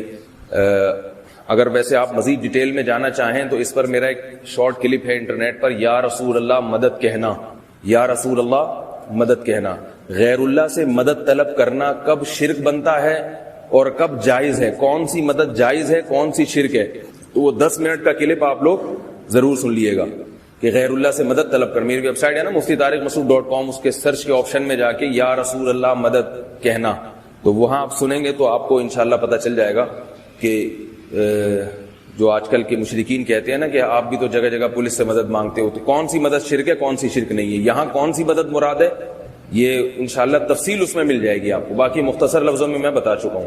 اہدنا الصراط المستقیم، اے اللہ تو ہمیں سیدھے راستے پر چلا۔ یہاں اہدی کے لفظ میں ایک بات ہے، ہدایت جو ہے نا، ہدایت عربی میں لفظ ہدایت 3 معنی میں استعمال ہوتا ہے، بلکہ ہوتا تو 2 معنی میں ہے، لیکن ہمارے حضرت فرماتے تھے 3 معنی میں۔ ایک حضرت نے ایک اجتہاد کیا، 2 جو مشہور معنی ہیں، ایک کو کہا جاتا ہے اراءۃ الطریق، یعنی راستہ دکھا دینا۔ یہ ہدایت کا لفظ قرآن میں اس معنی میں بھی استعمال ہوا ہے، راستہ دکھا دینا، جیسے قرآن میں آتا ہے سورہ بلد 30ویں پارے میں وَهَدَيْنَاهُ النَّجْدَيْنِ، ہم نے انسان کو دونوں راستے دکھا دیے، ہم نے انسان کو جنت کا راستہ بھی جہنم کا راستہ بھی، اس کو بھی ہدایت کہتے ہیں کہ اللہ نے پیغمبروں کے ذریعے انسان کو دونوں راستے دکھا دیے۔ اور ہدایت کا ایک مطلب ہوتا ہے کہ نہ صرف دکھانا بلکہ چلا بھی دینا، سمجھ رہے ہیں بات کو؟ تو ہم جب سورہ فاتحہ میں ہدایت کی دعا مانگتے ہیں تو ہماری مراد پہلا معنی نہیں ہوتا، کیونکہ وہ تو اللہ نے سب کو صراط مستقیم دکھا دیا ہے. انسان کا ضمیر اس کو صراط مستقیم دکھا دیتا ہے، بعض دفعہ ضمیر کہتا ہے یہ غلط ہے یہ صحیح ہے. تو صراط مستقیم کو دکھانے کے جو سافٹ ویئر ہیں وہ اللہ تعالی نے ہر انسان میں انسٹال کر دیے ہیں. سمجھ رہے ہیں بات کو؟ تو ہدایت کا قرآن میں یہ دونوں معنی میں استعمال ہوا ہے ہدایت کا لفظ، کہیں راستہ دکھانے کے معنی میں اور کہیں راستے پر چلانے کے معنی میں. اس کی مثال ایسے ہے، ہمیں کوئی آتا ہے کہتا ہے کہ میں نے فلاں جگہ جانا ہے، میں گمراہ ہوں، مجھے راستہ بتائیے. تو ایک طریقہ تو یہ ہے کہ آپ اس کو بتا دیں. رہنمائی کے دو طریقے ہوتے ہیں. ایک طریقہ یہ کہ آپ بتا دیں بھائی یہاں سے یوں جاؤ گے، یوں مڑو گے، ایسے ہو جائے گا. اس کو کیا کہتے ہیں؟ آپ نے اس کو رہنمائی کر دی، راستہ دکھا دیا. اور ایک ہوتا ہے کہ آپ کہتے ہیں کہ یار تم اجنبی آدمی ہو، تمہیں پتہ نہیں سمجھ میں آیا ہو نہ آیا ہو، تو آپ اپنے کسی دوست سے کہیں بھائی تو بھی ادھر ہی جا رہا ہے، بائک پہ اس کو بھی اپنے پیچھے بٹھا کے وہاں پہنچا دیں. تو آپ نے گویا اس کو راستے پہ چلتا کر دیا، چلا بھی دیا. ہوتا ہے نا ایسے، یہ بھی رہنمائی کر دی. تو ہم جب سورہ فاتحہ میں اللہ سے دعا مانگتے ہیں اہدنا الصراط المستقیم، اے اللہ ہمیں سیدھے راستہ دکھا، تو دکھا نہیں، اے اللہ ہمیں سیدھے راستے پر چلا، اس نیت سے دعا مانگنی چاہیے. دو مطلب ہو گئے ہدایت کے، دو مطلب. عربی میں بتا دوں پہلے، اراءۃ الطریق، دوسرا مطلب ایصال الی المطلوب. یہ مشکل ہے عربی میں یاد کرنا. اردو میں راستہ دکھانا اور راستے پر چلانا. اور ہمارے حضرت ایک اللہ کی محبت میں ہمارے شیخ جو تھے وہ اس سے بھی زیادہ بات کہا کرتے تھے. وہ فرماتے تھے اے اللہ صرف چلانا بھی کافی نہیں ہے، ہم جیسے نالائق اگر چل پڑے تو پھر واپس یو ٹرن ہو جائیں گے، شیطان ہمارے ساتھ لگا ہوا ہے. تو نہ صرف دکھا بھی، چلا بھی اور منزل تک پہنچا بھی. تو حضرت فرماتے تھے میں جب سورہ فاتحہ پڑھتا ہوں تو کیا نیت کرتا ہوں، اے اللہ ہمیں سیدھا راستہ دکھا بھی، چلا بھی، اور پھر جنت تک جب تک پہنچ نہ جائیں ہمارا ہاتھ نہ چھوڑنا. تو یہ بزرگوں کی باتیں ہوتی ہیں کہ ہاتھ سے پکڑ کے ہمیں پہنچا دیں. اہدنا الصراط المستقیم، سیدھے راستے پر چلا. اب یہ چونکہ میں سورہ فاتحہ کی تفسیر ذرا تھوڑی سی ڈیٹیل میں بیان کروں گا. آگے اللہ تعالیٰ نے یہ فرمایا صراط الذین انعمت علیہم، کہ دعا یوں مانگو کہ اے اللہ جو سیدھا راستہ ہے وہ کن لوگوں کا راستہ جن پر تو نے انعام کیا. حالانکہ دیکھیں یہ بھی ہو سکتا تھا کہ اے اللہ تو ہمیں قرآن اور حدیث کے راستے پر چلا. قرآن اور حدیث کا راستہ بھی تو سیدھا ہے یا نہیں ہے بھائی؟ صراط القرآن والحدیث، یہ بھی ہو سکتا تھا. لیکن یہ کیوں کہا صراط الذین انعمت علیہم، ان لوگوں کا راستہ جن پر تیرا انعام ہوا؟ یہ بتانے کے لیے اور سمجھانے کے لیے کہ قرآن اور حدیث کا حقیقی راستہ وہ ہے جس پر لوگ چل رہے ہوں گے. اگر کوئی قرآن اور حدیث کی ایسی تشریح کرتا ہے جس پر لوگ نہیں چل رہے تو وہ حقیقی قرآن اور حدیث کا راستہ نہیں ہے، وہ اس کی اپنی ایجاد ہے، اپنا اجتہاد ہے. بات سمجھ میں آئی ہے کہ نہیں آئی؟ لوگ چل رہے ہیں ان راستوں پر، اور وہ کون لوگ ہیں جن پر اللہ کا انعام ہوا. تو پتہ یہ چلا کہ آپ کو جب سیدھا راستے پہ چلنا ہے تو صرف قرآن اور حدیث کی تشریح سمجھنا آپ کے لیے کافی نہیں ہے، ایسے لوگوں کا انتخاب کرنا پڑے گا جو پہلے سے اس راستے پر چل رہے ہیں، انہی کے راستے پر آپ کو چلنا پڑے گا. لوگوں کو واسطہ بنائے بغیر اللہ اس کے رسول کے راستے کا تعین نہیں ہو سکتا. یہ جو آج کل جدید طبقہ، پروفیسر جاوید غامدی کا بھی آپ نے سنا ہوگا لیکچر، یہ کیا کرتے ہیں؟ قرآن و حدیث کی تشریح کرتے ہیں پوری 1400 سال کے لوگوں کو درمیان سے نکال کے. بات نہیں آ رہی سمجھ میں؟ یہ کیا کہتے ہیں کہ میں قرآن کی وہ آیت جو میری سمجھ میں آ رہی ہے. ہم کہتے ہیں ابو حنیفہ نے یہ کہا، امام احمد بن حنبل یہ کہتے ہیں، امام مالک یہ کہتے ہیں، امام بخاری نے کہا. کہہ رہے ہیں ہٹاؤ، یہ انسان تھے بات کہ میں نہیں مانتا کسی کو. ہم کہتے ہیں فلاں صحابی نے اس بارے میں یہ کہا. کہہ رہے ہیں ہٹاؤ سب کو، میں صرف قرآن کو فالو کرتا ہوں، میں صرف اللہ کے رسول کو فالو کرتا ہوں.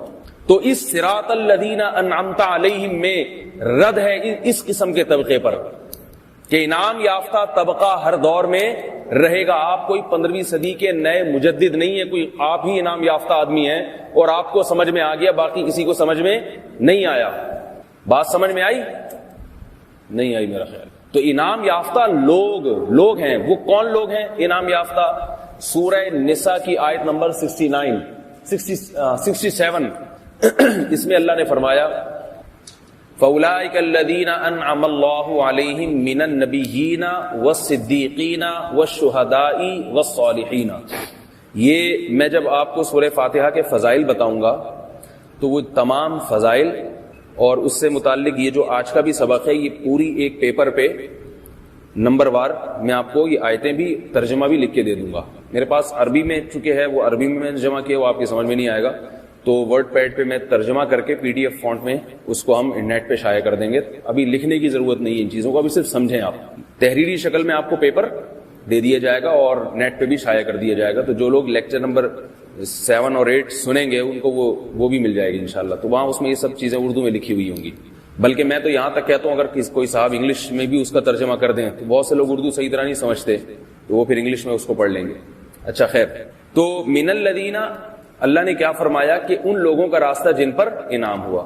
انعام یافتہ لوگ قرآن مجید میں دوسرے مقام پر بیان کیا ان کو سورہ نساء میں وَمَن يُطِعِ اللَّهَ وَالرَّسُولَ کہ جو بھی اللہ اس کے رسول کی اطاعت کرے گا فَأُولَٰئِكَ مَعَ الَّذِينَ أَنْعَمَ اللَّهُ عَلَيْهِمْ ان لوگوں کے ساتھ ہوگا جن پر اللہ نے انعام کیا. اب وہ کون لوگ ہیں؟ 4 طبقوں کو اللہ نے بیان کیا من النبیین والصدیقین والشہداء والصالحین. 4 طبقے ہیں اور ان چاروں کا راستہ ایک ہی ہے. انبیاء نبیین, نمبر 2 صدیقین, نمبر 3 شہداء, نمبر 4 صالحین. انبیاء کا راستہ تو سب کو پتا ہے, نبی کا راستہ. نبی کسے کہتے ہیں اس کی ڈیفینیشن کی ضرورت نہیں ہے. صدیق کسے کہتے ہیں؟ صدیق کا لفظ نکلا ہے صداقت سے. صداقت کسے کہتے ہیں؟ سچائی. صادق سچا. ہم کہتے ہیں نا نبی صلی اللہ علیہ وسلم صادق اور امین تھے. صدیق یہ مبالغہ ہے, بہت زیادہ سچا. حضرت ابو بکر کا لقب کیا تھا؟ صدیق. تو بہت زیادہ سچے کا مطلب یہ نہیں جو صرف زبان سے سچ بولتا ہے. زبان سے جو سچ بولتا ہے اسے تو صادق کہتے ہیں, اور جو اندر سے سچا ہو وہ منافق کی اپوزٹ. منافق کیا ایسا دوغلا پن ہوتا ہے نا, بولتا کچھ ہے اندر کچھ اور. تو صدیق کہتے ہیں کہ جو اندر سے جیسا ہو ویسا ہی باہر سے ہو, منافقت نہیں ہو اس میں. آئیو سمجھ میں, اس کا عمل بھی بالکل درست اور اس کا علم سے مراد جو اندر ہے نا اس کے وہ بھی بالکل درست. جو علم ہے ویسا ہی اس کا عمل ہے. علم اور عمل میں تضاد نہیں ہے. آپ آسان لفظوں میں یوں کہہ سکتے ہیں صدیق اس عالم کو کہتے ہیں, ان اہل علم کو کہتے ہیں جن کے قول اور عمل میں تضاد نہیں ہوتا. جن کے علم اور عمل میں تضاد نہیں ہوتا. اور ظاہر ہے قول و عمل میں بھی نہیں ہوگا تضاد. پھر علم کے بغیر اگر عمل ہے وہ عمل بھی مقبول نہیں ہے, اس لیے غیر علماء اس سے نکل گئے. اور علم ہے مگر عمل نہیں ہے وہ تو آگے آ رہا ہے مغضوب علیہم میں آئیں گے وہ لوگ, وہ بھی غضب, ان پر بھی اللہ کا غضب ہوتا ہے. تو پتہ یہ چلا کہ صدیق کی تعریف کیا ہوئی, وہ پختہ علم والے علماء جن کا عمل ان کے علم کے مطابق, ان میں منافقت نہیں ہے. سمجھ میں آ رہی ہے بات؟ تو جتنے بھی علماء قیامت تک پیدا ہوں گے, اہل حق علماء جو علم میں بھی مضبوط ہوں گے اور عمل میں بھی مضبوط, منافقت نہیں, دوغلی پالیسی نہیں, 2 نمبری نہیں, صحیح علم ہو. بعض دفعہ انسان 1 نمبر ہوتا ہے مگر علم صحیح نہیں ہوتا اس کے پاس, یا سرے سے علم ہوتا ہی نہیں ہے, وہ بھی قابل اتباع نہیں ہے. جیسے حدیث میں راہب کا واقعہ ہے نا کہ نیک تو تھا مگر غلط مسئلہ بتایا اس نے. تو علم جب ہوتا ہے تو صحیح بات کرتا ہے انسان. تو علماء اس کی راجح قول کے مطابق جو تفسیر ہے صدیق کے لفظ کی, صدیق وہ علماء جو علم میں مضبوط ہوں اور ان کا عمل ان کے علم کے مطابق, اس معاملے میں ان میں منافقت نہ ہو, سچے ہوں, کھرے ہوں, حق کو بیان کرنے والے, کسی لالچ کی وجہ سے حق کو بیان کرنا چھوڑتے نہ ہو. یہ بھی منافقت ہے نا, اپنے پیٹ اور مفاد پرستی میں لوگوں کو غلط باتوں کی تعلیم نہ دیتے ہوں. تو یہ ہوتے ہیں صدیق. یہ علماء ہر دور میں موجود رہیں گے, ان کا راستہ اور پیغمبروں کے راستے میں کوئی فرق نہیں ہے. اس آیت میں اس کی بھی نفی ہو گئی. یہ جو کہا جاتا ہے کہ امام ابو حنیفہ کا راستہ تو قرآن و حدیث کا تھا, تو ہم قرآن و حدیث کا جو راستہ ہے ہم امام ابو حنیفہ کے راستے پہ کیوں چلیں, ہم تو رسول کے راستے پہ چلیں گے. تو یاد رکھو, اگر کسی نے امام ابو حنیفہ کو صدیق مان لیا, وہ عالم جس کا عمل اور علم میں تضاد نہیں ہے. جس شخص نے امام شافعی کو مان لیا کہ وہ صدیقین کی فہرست میں ہیں, تو پھر کیا مطلب ان کے راستے میں اور نبی کے راستے میں تضاد نہیں. اللہ نے سب کو ایک ہی جگہ بیان کیا ہے. آپ کو نظر آ رہا ہے اس لیے کہ آپ کی نگاہیں کمزور ہیں, آپ یا تو کم علم ہیں یا کم ظرف ہیں. بات سمجھ میں آ رہی ہے؟ تو اگر کوئی مانتا ہی نہیں ہے ان کو صدیق, وہ ایک الگ بات ہے. لیکن جب مان لیا پوری امت کی گواہی کی بنیاد پر, اور اسی طرح بعد کے آنے والے علماء کو صدیق مان لیا, تو پھر ان کے راستے کو اور نبی کے راستے کو اپوزٹ قرار دینا یہ ہمارے لیے ممکن نہیں. جاوید غامدی صاحب جیسے جو آج کل لیکچرار پیدا ہو رہے ہیں, ان کی سب سے بڑی گمراہی یہ ہے کہ یہ درمیان سے شخصیتوں کو نکال دیتے ہیں اور یہ دعویٰ کرتے ہیں کہ ہم اللہ رسول کی تعلیمات پر عمل کر رہے ہیں اور درمیان میں ہم کسی کو مانتے نہیں ہیں. تو یہ غلط ہے. اللہ نے فرمایا صراط الذین, ان لوگوں کا راستہ ہے, سیدھا راستہ جن پر اللہ کا انعام ہوا.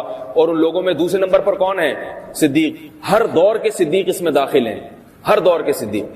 1400 سال میں جتنے صدیقین پیدا ہوئے, اور آج بھی جو صدیقین ہیں, آج بھی جو صدیقین جو ان کے راستے پہ چلے گا وہ بھی اللہ رسول کے راستے پر چلنے والا کہلائے گا. اور جو ان تمام لوگوں کو نکال دے گا درمیان سے, تو وہ پھر انعام یافتہ لوگوں کے راستے پر نہیں رہے گا. صدیقین کے بعد ہے الشہداء, شہداء کا راستہ. شہداء کسے کہتے ہیں؟ جو حق کی خاطر اپنی جان قربان کر دیں. تو مطلب کیا کہ صدیقین کے راستے پر چلنے والے وہ لوگ جو حق کی خاطر اپنی جان قربان کر دیں, شہوت سے مغلوب نہ ہوں کہ دنیا کے متاع کی خاطر اپنی جان بچا کے رکھیں اور اللہ کے دین کو ضرورت ہو مگر پھر بھی اپنی جان پیش نہ کریں. یہ بھی ایک قسم کی منافقت ہے یا نہیں ہے؟ جتنے گمراہ پیدا ہوئے ہیں ان سب نے, جتنے گمراہ فرقے ہیں وہ تمام کے تمام جہاد کے منکر ہیں, جبکہ اللہ تعالیٰ نے انعام یافتہ لوگوں کی فہرست میں کن کو بیان کیا؟ شہداء. شہادت جہاد کے بغیر مل سکتی ہے؟ تو پتہ یہ چلا کہ مجاہدین کا راستہ. لیکن یہ ضروری ہے کہ جہاد شرعی اصولوں کے مطابق ہو. ہر جگہ لڑنا جہاد نہیں ہے, ہر ایک سے لڑنا جہاد نہیں ہے. تو وہ تو علماء بتاتے ہیں کہ کہاں جہاد جائز ہے کہاں جائز نہیں ہے, وہ ایک الگ بات ہے. تو اس کے مطابق جو بھی جہاد میں مشغول ہے تو وہ لوگ بھی ہیں جو صدیقین کے راستے پر ہیں اور وہ بھی پیغمبروں کے راستے پر ہے. ان کا بھی سب کا ایک ہی راستہ ہے. جبکہ جتنے باطل فرقے ہیں نا, یہ جب بھی قرآن حدیث کی بات کرتے ہیں, تشریح کرتے ہیں, تو جہاد کو سب سے پہلے نکال دیتے ہیں. کہتے ہیں لڑنا وڑنا تو ہے ہی نہیں اسلام میں. چوتھا راستہ ہے والصالحین من النبیین والصدیقین والشہداء والصالحین. صالح کہتے ہیں عام مسلمانوں کو. ایک تو اعلیٰ درجے کے مسلمان تھے نا, سب سے اعلیٰ درجے کے مسلمان ہیں صدیقین, اس کے بعد ہے مجاہدین. سب سے اونچا مرتبہ کس کا ہے؟ علماء کا, اس کے بعد مجاہدین کا, پھر اس کے بعد اللہ نے صالحین, عام نیک لوگ جو ان تینوں کے راستوں پہ چل رہے ہیں, اگرچہ وہ جہاد نہ کرتے ہوں, یعنی جہاد نہ کرنے سے مراد اگرچہ شہادت کے مرتبے پر فائز نہ ہوں, لیکن وہ ان تینوں کے راستے کو فالو کر رہے ہوں, جو حقیقت میں تین راستے نہیں ہیں بلکہ ایک ہی راستہ ہے. اسے کبھی نبی کا راستہ کہہ دیا جاتا ہے, کبھی صدیقین کا راستہ کہہ دیا جاتا ہے, کبھی شہداء کا راستہ کہہ دیا جاتا ہے, کبھی عام مسلمانوں کا راستہ. اس میں اللہ نے بتا دیا کہ انبیاء کے راستے پر صدیقین چلتے ہیں اور شہداء چلتے ہیں, اور مسلمانوں کا ایک بہت بڑا طبقہ اس راستے پر چل رہا ہے. تو یہ پتا چلا کہ انعام یافتہ لوگوں میں مسلمانوں کا ایک بہت بڑا طبقہ ہر دور میں موجود رہے گا. جو اس طبقے سے ہٹے گا نا عام مسلمانوں کے راستے سے, وہ بھی قرآن اور حدیث کے راستے پہ نہیں ہو سکتا. جبکہ باطل فرقے جو بھی نیا فرقہ لاتے ہیں اس میں عامت المسلمین سے ہٹ کے الگ جماعت بناتے ہیں. آئی بات سمجھ میں؟ امت کے جو عام نیک لوگوں کا راستہ ہے, دیندار لوگ جو سب کہتے ہیں بھائی ماشاءاللہ داڑھی والے ہیں, نمازی ہیں, دیندار ہیں, تو یہ لوگ کیا کرتے ہیں؟ قرآن و حدیث کی ایسی تشریح کرتے ہیں جس سے ان تمام مسلمانوں کا غلط ہونا لازم آ رہا ہوتا ہے. تبلیغ والے بھی غلط, خانقاہ والے بھی غلط, حج عمرہ والے بھی غلط, مدارس والے بھی غلط. نہیں یہی بات سمجھ میں؟ تو اس سے کیا مطلب؟ عام نیک مسلمانوں کے راستے سے ہٹ کے الگ راستہ بنایا نہیں بنایا؟ تو اللہ فرما رہے ہیں کہ تم اللہ سے دعا مانگا کرو, اے اللہ مجھے عامت المسلمین کے راستے سے نہیں ہٹانا, مجھے انعام یافتہ لوگ چاہیے جو پیغمبروں کا راستہ ہے, صدیقین کا راستہ ہے, شہداء کا راستہ اور عام نیک مسلمانوں کا راستہ, میں اسی میں چلنا چاہتا ہوں, 1.5 اینٹ کی مسجد نہیں بنانا چاہتا.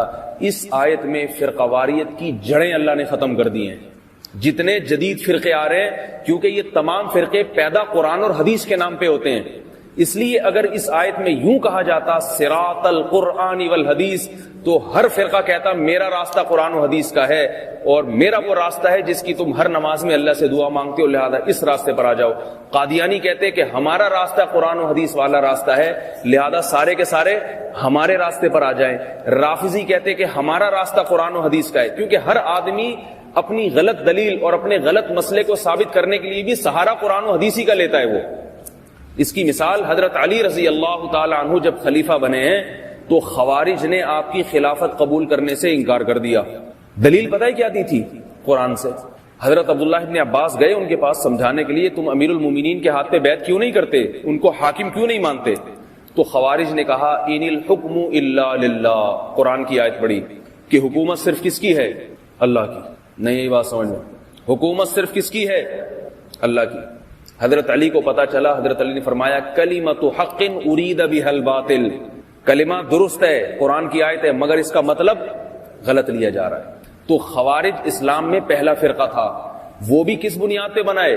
قرآن کے نام پہ۔ ظاہر ہے اسلام میں تو فرقہ پیدا ہونے کے لیے قرآن حدیث کا سہارا لے گا تو بنے گا نا، نہیں یہی بات؟ تو قرآن حدیث کا سہارا لے گا تو فرقہ بنے گا، ورنہ کوئی اس کو مانے گا ہی نہیں۔ تو اس آیت میں اللہ نے نفی کر دی کہ قرآن حدیث کے راستے پر تو چلنا ہے، مگر قرآن حدیث کا راستہ ہے کون سا؟ وہ والا راستہ معتبر ہے جس پر انبیاء، صدیقین، شہداء، صالحین چلتے آ رہے ہیں، انہی میں شامل ہو جاؤ۔ 1.5 اینٹ کی الگ مسجد نہ بناؤ، اور کمال یہ کہ الگ فرقہ بنا کے نام جماعت المسلمین رکھ لیتے ہیں، اس کا نام اہل القرآن والحدیث رکھ لیتے ہیں اس کا۔ تو نام رکھنے سے نہیں ہوتا، کام سے ہوتا ہے۔ سمجھ میں آ رہی ہے بات؟ تو یہ صراط الذین انعمت علیہم، انعام یافتہ کا سمجھ میں آیا نا؟ تو اہل اللہ سے تعلق قائم کرنا ضروری ہے، نیک لوگوں کے ساتھ اٹھنا بیٹھنا، ان کو فالو کرنا، ان کے راستے پہ چلنا، ان سے پوچھ کے زندگی گزارنا۔ یہ سارے جو صدیقین ہیں، جو علماء ہیں، وہ بھی آزاد نہیں ہیں، وہ اپنے سے بڑے علماء سے رابطہ کریں، جو سب سے بڑا ہو وہ اپنے سے پہلوں سے استفادہ کرے۔ وہ تو یہ امت ایک مربوط امت ہے، 1400 سال سے چلی آ رہی ہے، لہذا قرآن اور حدیث کی وہ تشریح جس پر کسی کا عمل نہ ہو وہ تشریح قابل قبول نہیں ہے۔ اور یہ بھی یاد رکھیں اس آیت کا سب سے پہلا مصداق اس امت کی گواہی کے مطابق ائمہ اربعہ کے مذاہب ہیں، ابو حنیفہ، مالک، شافعی، احمد بن حنبل۔ چونکہ صدیوں تک ان چاروں ائمہ کی صداقت، ان کے علم، ان کے اجتہاد اور ان کے فتووں پر پوری امت نے عمل کیا ہے۔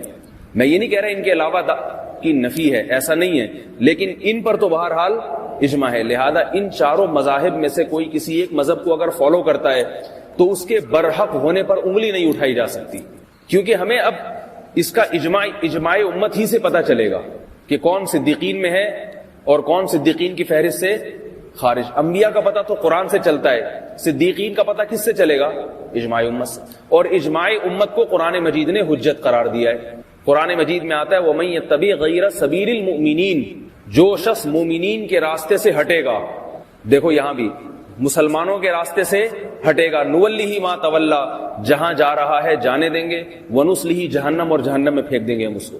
تو یہاں بھی اللہ نے قرآن حدیث کا لفظ استعمال نہیں کیا، مومنین کے راستے سے۔ کیوں؟ مطلب یہ نہیں کہ قرآن حدیث کا راستہ غلط ہے، بلکہ مطلب یہ کہ قرآن حدیث کی وہ تشریح معتبر ہے جس پر مومنین چل رہے ہیں۔ تو اللہ نے یہاں مومنین کے راستے کو سیدھا راستہ قرار دیا ہے۔ اس آیت سے امام شافعی اور مجتہدین نے استدلال کیا ہے کہ جس چیز پر سارے مسلمان جمع ہو جائیں وہ چیز کبھی بھی غلط نہیں ہو سکتی، اس آیت سے ثابت ہوتا ہے۔ تو ائمہ اربعہ جو ہیں، چاروں ائمہ، ان کے مجتہد ہونے پر اور ان کے جو مذاہب صدیوں سے چلے آ رہے ہیں، جو مسائل چلے آ رہے ہیں، اس کے برحق ہونے پر اجمالی طور پر امت کا اجماع ہو چکا ہے، لہذا اس پہ چلنے والے کو غلط نہیں کہہ سکتے۔ میں یہ نہیں کہہ رہا جو اس پہ نہ چلے وہ گمراہ ہے، یہ ایک الگ بات ہے، کم از کم اس پہ چلنے والے کو غلط نہیں کہا جا سکتا، کیونکہ امت کے اجماع سے ثابت ہے ان کا برحق ہونا۔ یہ تو تھا صراط الذین انعمت علیہم۔ یہ آیتیں انشاءاللہ میں آپ کو اس میں تحریری شکل میں آپ دے دی جائیں گی آپ حضرات کو۔ غیر المغضوب علیہم ولا الضالین، نہ کہ ان لوگوں کا راستہ جن پر غضب ہوا، اور نہ ان لوگوں کا راستہ جو گمراہ ہوئے۔ غضب میں اور گمراہ لوگوں میں کیا فرق ہے؟ غضب اللہ کا کس پر ہوتا ہے اور گمراہ کون ہوتے ہیں؟ غضب اس پر ہوتا ہے جس کو معلوم ہو، علم ہو، پھر بھی عمل نہ کرے۔ یہ صدیقین کے اپوزٹ ہے بالکل۔ غضب کسے کہتے ہیں؟ جس کو علم ہو مگر عمل نہ ہو، جان کر لوگوں کو گمراہ کرے، یہ زیادہ بڑا مجرم ہے۔ کہ سیدھا راستہ معلوم ہے، علم بھی ہے، مگر پھر بھی دنیاوی مفاد کی خاطر لوگوں کی غلط رہنمائی کرے، ایسے لوگوں کے راستے پر اللہ ہمیں نہ چلا۔ دیکھو یہاں بھی لوگ آ رہے ہیں، پہلی میں بھی لوگوں کے راستے پر، دوسرے میں بھی کہ ان لوگوں کے راستے پر نہیں۔ تو پتہ یہ چلا کہ دین پر چلنے کے لیے لوگ کا واسطہ یہ ضروری ہوا کہ نہیں ہوا۔ اور بہت سے لوگ کہتے ہیں نہیں میں ڈائریکٹ قرآن حدیث سمجھوں گا، مجھے کسی آدمی کی ضرورت نہیں ہے۔ یہاں بھی اللہ کرے یہ والے لوگ نہیں بلکہ ان کے علاوہ والے لوگ۔ تو یہ والے لوگ کون ہیں؟ جن کو علم ہو مگر اس کے باوجود لوگوں کی غلط رہنمائی کریں، وہ علماء جو جان بوجھ کر لوگوں کو غلط راہ دکھائیں۔ اس کے سب سے بڑے مصداق ہیں یہودی۔ عدی بن حاتم رضی اللہ تعالی عنہ سے روایت ہے کہ میں نے رسول اللہ صلی اللہ علیہ وسلم سے پوچھا، یا رسول اللہ غیر المغضوب علیہم میں یہ ان سے کون مراد ہیں اور ضالین سے کون مراد ہیں؟ آپ صلی اللہ علیہ وسلم نے فرمایا مغضوب علیہم سے یہودی مراد ہیں اور ضالین سے عیسائی مراد ہیں۔ یہودی کیوں مراد ہیں؟ اس لیے کہ یہودیوں کا دین محفوظ ہے، تورات میں ایک ایک نشانی محمد صلی اللہ علیہ وسلم کی بھی جانتے ہیں، سود کھانا حرام ہے، تورات میں آج تک لکھا ہوا ہے کہ داڑھی مرد پر لازم ہے، آج بھی لکھا ہوا ہے، اور نبی کی نشانیاں اور بہت ساری چیزیں، حضرت عیسیٰ ابن مریم کی علامتیں کہ ایسے نبی آئیں گے آسمانوں پہ اٹھا لیے جائیں گے۔ مگر یہودیوں نے سب کچھ جانتے بوجھتے ہوئے دو وجہ سے اپنی قوم کی غلط رہنمائی کی۔ نمبر ایک مال کی لالچ، اشتروا بآیات اللہ ثمنا قلیلا، اللہ کی آیتوں کو چند ٹکوں کے بدلے میں بیچ دیتے تھے۔ قرآن میں آتا ہے بیچنے کا کیا مطلب؟ غلط مفہوم بیان کر دیا۔ جس مفہوم کے بیان کرنے پر ہدیے نذرانے بند ہو رہے ہیں وہ مفہوم نہیں بتاتے تھے۔ اس کی مثال ہمارے زمانے میں آج کل کے جو بدعتی مولوی ہیں وہ ملیں گے آپ۔ ابھی ماضی میں کئی گزر چکے ہیں جو مختلف ملکوں میں جا کے ان کی ہمدردیاں لینے کے لیے یا تو کبھی جہاد کی آیتوں کا انکار کر دیا اور کبھی یہ کہہ دیا کہ اسلام میں مسلم اور غیر مسلم میں کوئی فرق ہی نہیں ہے بھائی، اس قسم کی باتیں کہ غیر مسلم ہو کے بھی انسان جنت میں جا سکتا ہے وغیرہ وغیرہ۔ کیا کرتے ہیں؟ اپنے آقاؤں کو خوش کرنے کے لیے تاکہ وہاں سے پیسے ملے، ڈالر ملے۔ یہودی یہی کام کیا کرتے تھے۔ دوسری وجہ تھی یہودیوں کی حسد، کہ وہ کہتے تھے کہ اگر ہم محمد صلی اللہ علیہ وسلم کو نبی مان لیں، اگرچہ تورات میں ان کی علامتیں ہم مان لیں تو ہم چھوٹے بن جائیں گے اور یہ عرب بڑے ہو جائیں گے، حالانکہ ان کو تو لکھنا پڑھنا بھی نہیں آتا۔ تو وہ قوم جس کو لکھنا پڑھنا نہیں آتا ہم اس کو اپنا رہبر مقتدی کیسے بنا لیں؟ تو یہ جیلسی ہے، حسد ہے۔ تو حسد اور دنیا کی لالچ یہ وہ چیز ہے کہ جو انسان کو علم کے باوجود گمراہ کر دیتی ہے۔ تو ہم اللہ سے دعا مانگ رہے ہیں کہ یہودی تو گزر گئے، لیکن ہمارے دور میں بھی ایسے علماء موجود ہوں گے جو صحیح علم کے باوجود لوگوں کی غلط رہنمائی کر رہے ہیں۔ انہیں پتا ہے کہ نبی صلی اللہ علیہ وسلم عالم الغیب نہیں ہے، ہر چیز کا علم نہیں ہے۔ انہیں پتا ہے کہ قرآن میں جگہ جگہ ہے انما انا بشر مثلکم، میں تمہاری طرح کا انسان ہوں انسان، مگر پھر بھی کہتے ہیں نبی بشر نہیں ہے۔ کیوں؟ اس لیے کہ اگر ہم نے کہہ دیا نبی بشر ہیں تو نور نہیں ہے، تو اب تک جو لوگوں کو بیوقوف بناتے رہے ہیں اور پیسے آتے رہے ہیں اور ہدیے اور نذرانے آتے رہے ہیں، جلسوں میں واہ واہ ہوتی رہی ہے، وہ ساری واہ واہ ختم۔ حالانکہ دو ٹوک لفظوں میں قرآن میں لکھا ہے انما انا بشر مثلکم، تمہاری طرح کا انسان ہوں، فرشتہ نہیں ہوں، نور نہیں ہوں۔ آج بھی ایسے ملیں گے آپ کو مولوی، صاف لفظوں میں انکار کر دیتے ہیں۔ علم اور قدرت کے لحاظ سے ہر جگہ کون موجود ہے؟ اللہ کی ذات، مگر نبی کو کیا کہتے ہیں؟ حاضر ناظر۔ اور جگہ جگہ اللہ نے قرآن میں بتایا کہ اختیارات صرف کس کے ہاتھ میں ہیں؟ میرے ہاتھ میں، مگر کیا کہتے ہیں؟ نبی بھی مختار کل۔ اب یہ کوئی اتنی پیچیدہ باتیں نہیں ہیں، بالکل دو ٹوک لفظوں میں۔ وَلَوْ كُنْتُ أَعْلَمُ الْغَيْبَ لَوْ كُنْتُ أَعْلَمُ الْغَيْبَ لَاسْتَكْثَرْتُ مِنَ الْخَيْرِ۔ قرآن میں آتا ہے اے نبی ان سے کہہ دو اگر میں غیب کی باتیں جانتا، یعنی ساری باتیں جانتا، آئندہ ہونے والے کل کے بارے مجھے پتا ہوتا تو ما مسنی السوء، مجھے کبھی نقصان نہ ہوتا، ہمیشہ فائدے میں جاتا میں، لیکن مجھے نقصان بھی ہو جاتا ہے۔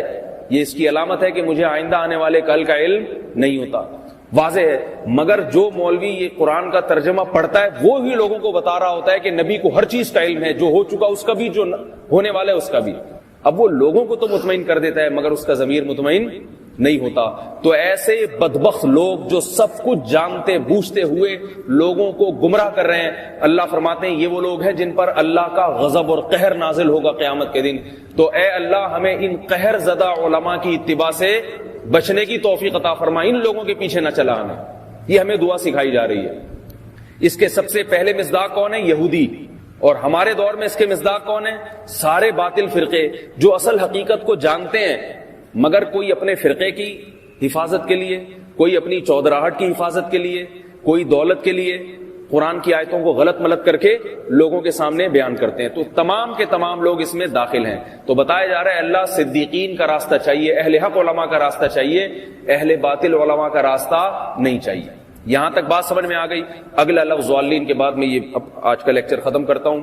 ولضالین، اور نہ گمراہ. گمراہ اسے کہتے ہیں جس سے راستہ ہی گم ہو گیا ہو، جس کو پتہ ہی نہ ہو کہ سیدھا راستہ ہے کون سا. عیسائیوں کا دین محفوظ نہیں ہے. آج اگر عیسائی تحقیق کرنا چاہیں کہ سیدھا حضرت عیسیٰ کی تعلیمات ہیں کیا، ان کو پتہ ہے؟ کچھ بھی نہیں پتا بیچاروں. تورات میں اتنی تحریف، اتنی انجیل میں اتنی تحریف ہو گئی، اتنی تحریف کہ اس میں لکھا ہے کہ کوئی تمہارے ایک تھپڑ مارے تو دوسرا گال بھی آگے کر دو. یقیناً یہ حضرت عیسیٰ کی تعلیمات نہیں ہو سکتی، مگر اتنا وہ یہودیوں نے سازشیں کر کے انجیل میں اتنی تحریف کی ہے کہ اب عیسائیوں کو، عیسائی پادریوں کو سیدھے راستے کا پتہ ہی نہیں ہے. اکثریت کو علم نہیں ہے. علم راستہ گم کب ہوتا ہے؟ جب راستے کا علم ہی نہ ہو. آپ حیدرآباد جا رہے ہیں لیکن آپ کو علم ہی نہیں ہے کہ حیدرآباد گاڑی کون سی جاتی ہے، مشرق میں، شمال میں، جنوب میں، کہیں نہیں ہے، تو آپ راستے تک، منزل تک پہنچو گے؟ تو اے اللہ ان لوگوں کے راستے پر بھی نہ چلا جن بیچاروں کو خود ہی راستے کا ہی نہیں پتا ہے. ایک تو وہ ہوتے ہیں جن کو پتا سب کچھ ہے، بتاتے نہیں ہیں، بتاتے غلط ہیں. ایک وہ ہے جن کو بیچاروں کو پتہ ہی نہیں ہے. اس کے سب سے پہلے مصداق کون ہے؟ نصارہ، عیسائی. اے اللہ عیسائیوں والا بھی نہیں، جن کے پاس علم ہی نہیں ہے. اور ہماری امت میں کون لوگ ہوں گے ان کے مصداق؟ وہ صوفی، عبادت گزار صوفی جن کے پاس دین کا علم نہیں ہوتا. تقویٰ للہیت تو بہت ہوتی ہے مگر علم سے بیچارے کورے ہوتے ہیں. تو اب یہ کہا جا رہا ہے کہ اے اللہ ان کا راستہ جن کے پاس علم ہو، جن کو راستے کا پتہ تو ہو، پتہ ہی نہیں. البتہ یہ صوفی جو خود علماء کے راستے پر چل رہے ہوں پھر ان کے راستے پر چلنا جائز ہے، کیونکہ یہ اس آیت پر عمل کر رہے ہیں. ان پہ وہ صوفی ہوں گے مراد جن کے پاس علم ہی نہیں ہے اور وہ خود علماء کی اتباع بھی نہیں کرتے. جو حقیقی صوفی اور حقیقی نیک ہوتے ہیں وہ نیک ہوتے ہیں مگر فتویٰ کس کا فالو کرتے ہیں؟ مفتیان کرام.